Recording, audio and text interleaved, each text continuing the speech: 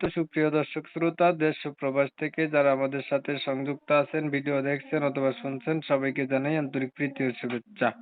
বন্ধুরা, আমি কথা বলছিলাম একটি আপুর সাথে, প্রতিবেদন করবে, অডিও কলে সংযুক্ত। কেন আসলে প্রতিবেদনে বিস্তারিত ভিডিওতে থাকছে, অবশ্যই ভিডিওটা কন্টিনিউ করবেন। আসসালামু আলাইকুম।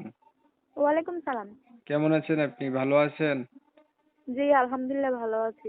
ভালো আছেন, ভালো থাকবেন, ভালো থাকাই কামনা করছি। শুনতে চাচ্ছি প্রতিবেদনে আসার কারণ কি ছিল? এই ভালো একটা মনের মানুষের জন্য প্রতিবেদন আসছি। বাবা নাই তো, সৎ মা আছে। মায়ের কাছে থুয়ে গেছিল, মাটা মইরা গেছে। বাবা আরেকটা বিয়ে করছিল। কারণ সৎ মার কাছে থাকি, জ্বালা যন্ত্রণা দেয়।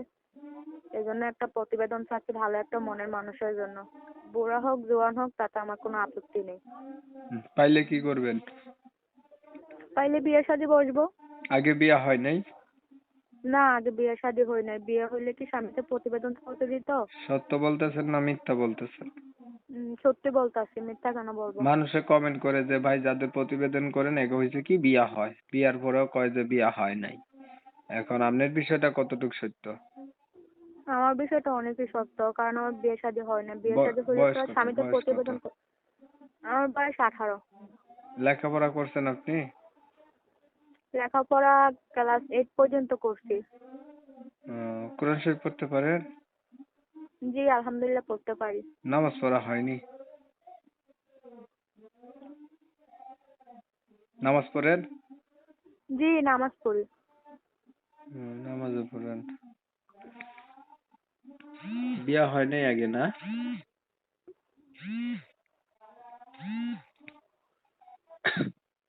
আচ্ছা, এখন আপনি বলছিলেন বয়স্ক যদি মানুষ পান তারপরেও তাকে আপনি বিয়ে করবেন, তাই না? জি। এখন আপনার যেহেতু বিয়ে হয় নাই, আপনি অবিবাহিত মানুষ, আপনি বিবাহিত মানুষ বা বয়স্ক মানুষ কেন বিয়ে করবেন? আপনি আপনার মতো কম বয়সের একটা মানুষকে বিয়ে করবেন, বুঝছেন? কি করবো, গরিব শরীফ মানুষ, যৌতুকের জন্য কেউ বিয়ে শাদী করে না। আর অনেক দুঃখ কষ্ট করে প্রতিবেদন আসছি। সৎ মা অনেক জ্বালা যন্ত্রণা দেয় তো, এই জন্য। আচ্ছা, মানে সৎ মায়ের জ্বালা যন্ত্রণা, এখন আপনি যেমন মানুষই পান যে আপনার সুখে দুঃখে পাশে থাকতে দায়িত্ব নেই, এমন মানুষ পেলে আপনি বিয়ে করে লাইবেন, এই তো? জি। ঠিক আছে, আপনার বিষয়টা আমি একটু ক্লিয়ার করছি। প্রিয় দর্শক শ্রোতা, শুনছিলেন আমি কথা বলছিলাম, এই আপুটি দেখতে কিন্তু চমৎকার সুন্দর।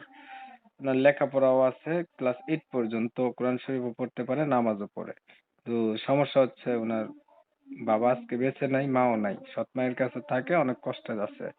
চাচ্ছে একটা মানুষ যেমন হোক তেমন হোক ওনার এই দুঃখের ভাগিদার হইলে উনি বিয়া করে লাইবো, সৎ মার জ্বালা যন্ত্রণা ওনার ভালো লাগে না আর কি।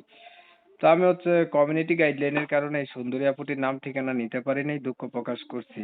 তো উনার উদ্দেশ্য মনের মতো মানুষ, যারা উনার মনের মানুষ হইতে চান বা উনাকে পাইতে চান বা উনার সাথে কথা বলতে চান, তারা হচ্ছে উনার সাথে যোগাযোগ করবেন। উনার নাম্বার আমি ভিডিওর স্ক্রিনে দিছি।